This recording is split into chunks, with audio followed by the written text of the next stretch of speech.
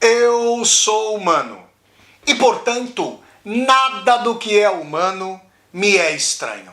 Assim falava o poeta e dramaturgo romano Terêncio, e assim falo eu, Flávio Ricardo Vassoler, escritor, professor, youtuber e nômade, fiel como os pássaros migratórios. E hoje, em mais uma resenha de livro aqui do meu canal do YouTube, Flávio Ricardo Vassoler, eu trago para vocês uma discussão a respeito de um formidável conjunto de ensaios do grande escritor israelense Amos Oz.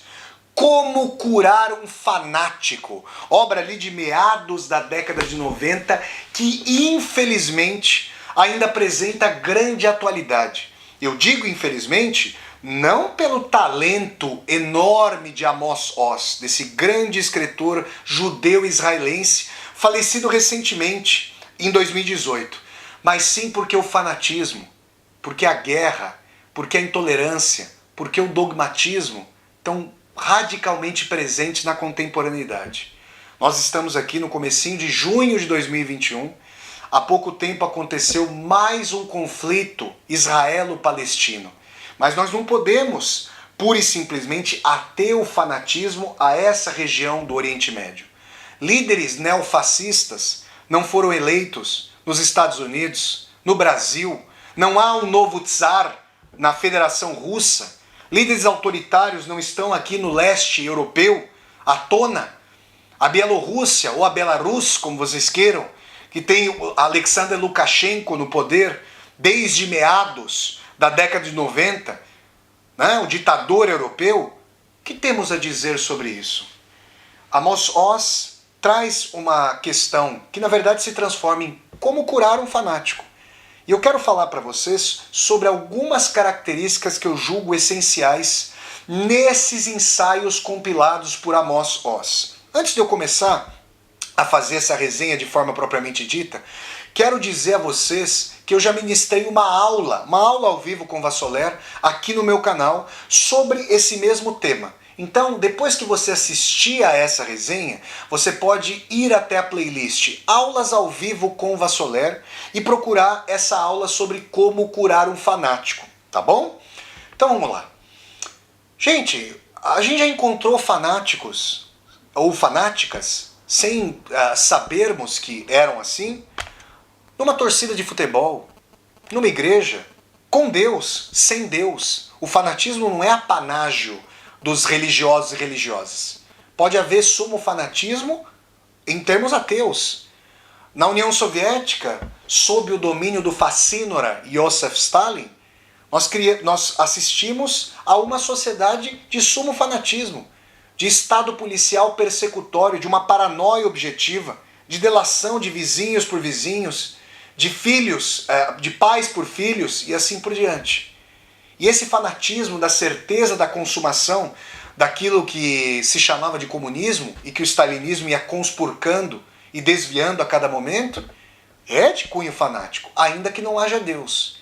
Então, o fanatismo, Amos Oz vai mostrar para nós em seus brilhantes ensaios, é uma característica, uma estrutura de personalidade, uma estrutura ideológica que, antes de mais nada, tem certezas. Eu diria a vocês, à beira dos 40 anos, que uma pessoa repleta de certezas nesse nosso mundo é uma pessoa, via de regra, mais limitada.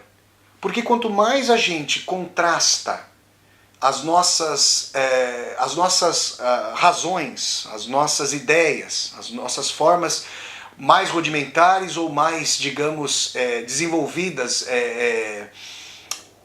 complexas de pensamento, com a experiência concreta, mais a gente percebe que a vida nos vai solapando uma série de certezas e nos vai fazendo flutuar ao sabor desses movimentos de idas e vindas, que podem implicar a falta de vindas, ou seja, a gente perder os referenciais que outrora tínhamos como certos. Isso faz, por exemplo, com que pessoas que tenham a dimensão de um amor idílico, inquebrantável, inabalável, que pessoas assim, passem eventualmente por desilusões dolorosíssimas e jamais consigam se abrir novamente, se é que, mesmo fazendo, o fazem, ou seja, mesmo se envolvendo novamente, se é que se abre de fato para o amor, num relacionamento, porque perderam esse caráter idílico. E por que não? Fanático. De um amor primevo, sem máculas. O que eu estou querendo dizer? O fanatismo pressupõe certezas inquebrantáveis que, por serem ou serem concebidas como inquebrantáveis, pouco se contrastam com a realidade. Se a realidade não é conforme o fanático ou a fanática dizem, problema da realidade. Melhor para a narrativa, para a ideologia idílica que encampa a realidade. Vocês estão percebendo?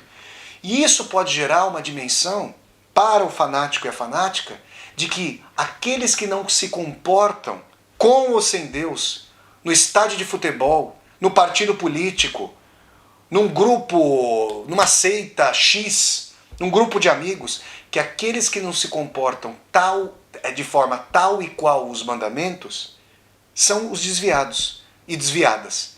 Os mandamentos são perfeitos. Eles são a perfectibilidade encarnada. É preciso no limite que para o fanático, claro, né? Que se nós não nos comportamos conforme os ditames, nós tenhamos inclusive que nos imolarmos, nos oferecermos em holocausto. Então o fanatismo se configura por certezas e por narrativas, ideologias de redenção, de superioridade, de pureza, de superação de máculas. O fanatismo, vocês podem ver, é em enorme medida, em termos psicológicos, uma compensação infantilizada e infantilizadora para as enormes frustrações da vida, pelas quais todas e todos nós passamos ao viver. Então o fanatismo ele reconcilia a nossa vontade de viver não com a realidade, repleta de espinhos, contradições, contrariedades, frustrações, mas com uma capa idílica que nos diz, a despeito de tudo isso, aqui você tem guarida. O fanático e a fanática nos fazem pertencer a uma comunidade, a um grupo. Mas essa força endógena, interna, imanente da narrativa e da ideologia do fanatismo se fortalecem ainda mais quando há bodes expiratórios externos. Para o corintiano, o palmeirense, e quantas mortes de parte a parte já estiveram envolvidos nessa sanha de superioridade narcísica dos próprios times, dessas torcidas convertidas em batalhões e do encontro do estádio convertido em campo de batalha. Isso vale para a esquerda, para a direita, para o religioso, para o não religioso, para a religião A contra B, para B contra A. E aí nós podemos fazer para a etnia A contra a etnia B, para B contra A. E nós podemos pulverizar esses exemplos com o vento da história, tamanha a sua ubiquidade, tamanho o seu encontro nos mais diversos momentos. Então, o fortalecimento de uma narrativa interna, você pertence, você vai ser redimido, redimida, você vai ser salvo, salva. Nós amamos você, desde que você pertença a nosso grupo, desde que você comungue com os nossos valores. Isso se fortalece ainda mais quando há aqueles ou a serem convertidos e convertidas, daí o aumento do grupo que vai fagocitando o externo, ou a serem queimados em fogueiras, aniquilados, proscritos, expulsos, apedrejados. Então o fanatismo, e Amos Oz vai dizer isso para nós com brilhantismo, com sua elegância, com sua verve, com sua espirituosidade, o fanático e a fanática são aqueles que, se você não sabe, estão mais preocupados e preocupadas com você do que você mesmo. Porque eles sabem como te salvar. A questão é, por que nós quereríamos ser salvos? Será que a salvação, justamente que o fanático e a fanática oferecem, não seria justamente o oposto da redenção mesma? É nisso, obviamente, que eu acredito ao fazer essa resenha humanista, numa tentativa pacificadora, antidogmática, dubitativa, para que nós nos livremos dessas cadeias de dogmatismo e fanatismo. Amos Oz vai dizer que o fanático é aquele que, antes de mais nada, tem dificuldade com o senso de humor, com o riso. Vocês já perceberam como o riso pode ser subversivo? Como rir de algo? O riso é extremamente polissêmico, né? Eu posso rir de algo para tentar expurgar uma dor enorme de mim, de perto de mim. Vocês já devem ter visto isso, ou já devem ter inclusive passado por isso. Quando chega uma notícia inacreditável para vocês, a morte eventual de um ente querido, um acidente, uma frustração enorme com a qual nós não contávamos, às vezes a gente esboça um riso que é como que o exorcismo daquele horror. O riso, nesse caso, o reverso mais contumaz da alegria e da partilha, é um mecanismo de proteção. Se há esse riso, há também o riso escarninho, irônico, o deboche, a noção de que se não é possível não sofrer uma prostração, é possível dela debochar, sendo irônico, sendo cético. O riso é profundamente irmanado ao ceticismo. Claro que eu estou falando de um riso de subversão, porque existe o riso dos fanáticos, digamos, que estão tão absortos na sua certeza, que só fazem rir de outrem, jamais de si próprios. O fanático e a fanática têm dificuldade com o humor, porque o humor voltado para outrem pode se voltar contra nós mesmos. Quando nós debochamos de nós mesmos, quando nós duvidamos de nossas próprias certezas, quando nós percebemos que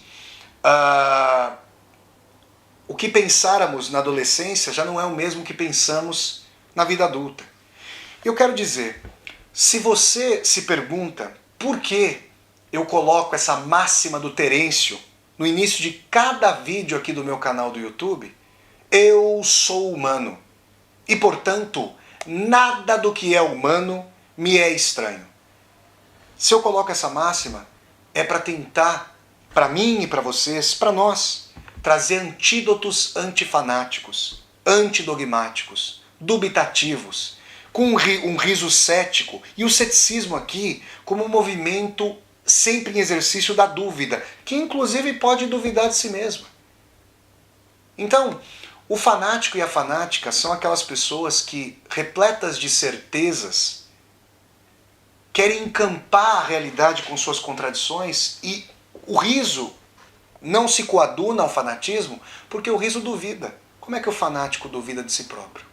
O fanático também, diz Amos Oz, tem dificuldade com a arte, e especificamente com a literatura. Um fanático dificilmente vai ler Platão, um fanático dificilmente vai ler Dostoiévski, um fanático certamente vai querer excomungar Sócrates pela enésima vez de Atenas.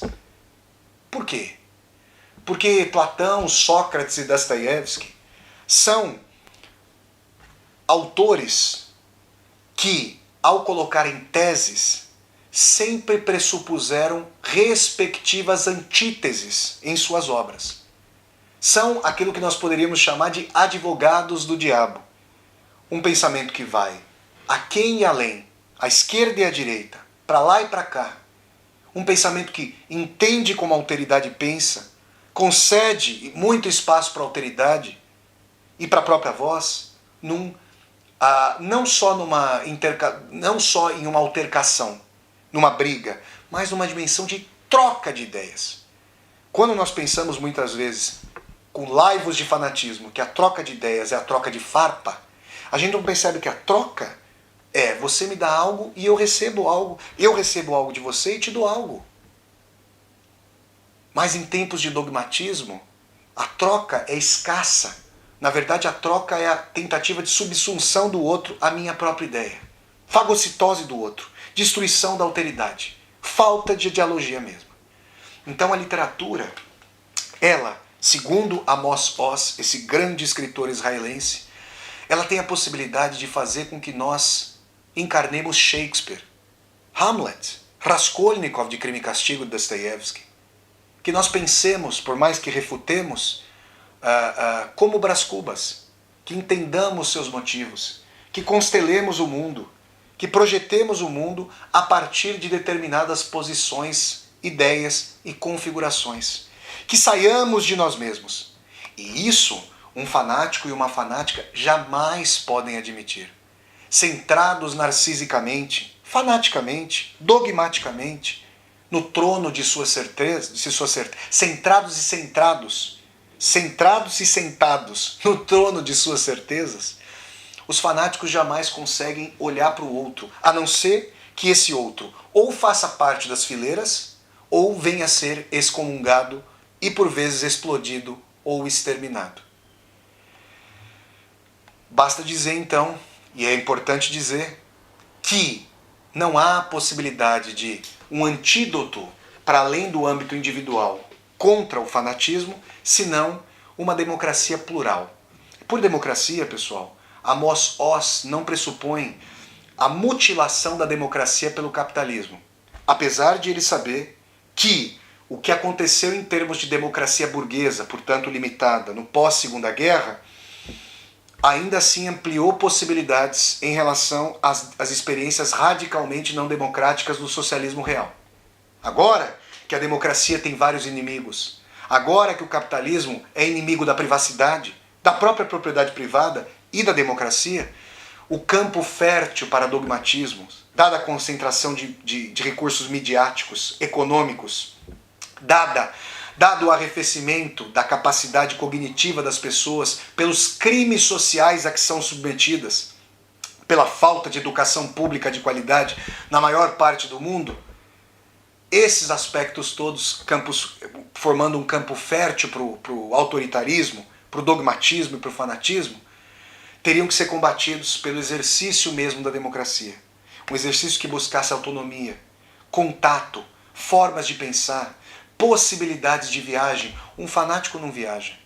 Um fanático só faz peregrinações.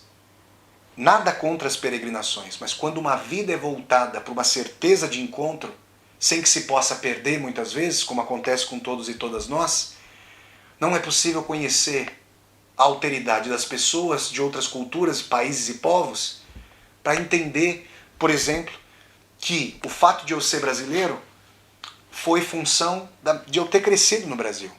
Quando eu morei na Rússia, quando eu saí da minha ilha chamada Brasil, que é gigantesca, como todas e todos vocês sabem, foi que eu me descobri brasileiro. Foi que a minha forma de ser, o meu gestual, foi ressignificado em face da diferença da cultura russa. E isso foi muito salutar, para eu perceber que existem formas outras e múltiplas, tão dignas quanto as minhas, e as minhas tão dignas quanto as dos russos, de observar o mundo e de interagir com o mundo. Essas dimensões são fundamentais para nós pensarmos em como curar um fanático. E Amos Oz, que entendia que a solução de 2 estados, Israel e Palestina, que agora está tão difícil, dadas as múltiplas ocupações ilegais de assentamentos na Cisjordânia, que é Palestina, mas que conta com vários colonos ultra-ortodoxos judeus. Isso está dificultando tanto essa possibilidade de 2 países, 2 povos, 2 nações. Trouxe à tona mais um conflito, com mortos desproporcionais. Na verdade, a proporção de mortos numa balança é já o peso fúnebre. Mas nós sabemos que a desproporção de forças entre israelenses e palestinos é gritante. Ainda assim, quaisquer mortos devem ser lamentados. E Amos Oz pensava numa solução em que ambos perdessem para que ambos ganhassem. Para que ambos se desarmassem. Para que ambos se conhecessem. Para que ambos convivessem e coexistissem. A leitura de como curar um fanático foi para mim como que uma gramática, como que uma sintaxe para tentar significar para mim vários momentos. Sabe quando você põe as coisas em pratos limpos? Quando você consegue, então eu posso pensar assim, olha que interessante, deu uma baliza para uma experiência que eu já tinha vivido. Eu espero que vocês possam ler Como Curar um Fanático de Amos Oz de peito aberto. Mais do que ao lado da mente aberta, de peito aberto. Porque muitas vezes são os afetos, são aqueles que nos afetaram com a imantação de sentimentos, porque eram pais, mães, avós, professores, professoras, Nós não queremos nos desapegar dessas dimensões mais retrógradas. Mas como curar um fanático pode ter pelo menos um papel de plantar uma semente que eventualmente vai encontrar o seu terreno fértil para germinar nesse ímpeto de democracia e humanismo do grande escritor Amos Oz, no seu conjunto de ensaios Como Curar um Fanático. Pessoal, essa foi mais uma resenha de livro aqui do meu canal do YouTube. Se vocês gostaram de mais essa resenha, deem um like no vídeo, curtam o vídeo, disseminem esse vídeo pelas redes sociais para que nós possamos chegar cada vez mais e mais pessoas. Se você está chegando ao meu canal pela primeira vez, seja muito bem-vindo e bem-vindo. Eu peço que você se inscreva aqui no canal, toque a sinetinha para poder receber as notificações e deixa aqui embaixo desse vídeo o seu comentário para que nós possamos conversar. E mais, aqui embaixo desse vídeo você vai encontrar uma tecla chamada Seja Membro. Se você gosta das minhas leituras literárias, das resenhas de livros, das resenhas de filmes, das aulas ao vivo com Vassoler e das viagens de Vassoler, essa volta ao mundo em 80 ou 800 vídeos, considere a possibilidade de, ao clicar na tecla Seja Membro, se tornar um membro ou uma membro humanista aqui do canal, para contribuir segundo sua situação financeira para este projeto de universidade aberta no YouTube. Então é isso, pessoal. Eu sempre convido vocês para assistirem às resenhas de livros aqui do meu canal, que acontecem todas as terças-feiras, às 8 horas da noite. Então até a próxima resenha de livro, pessoal, e tchau, tchau!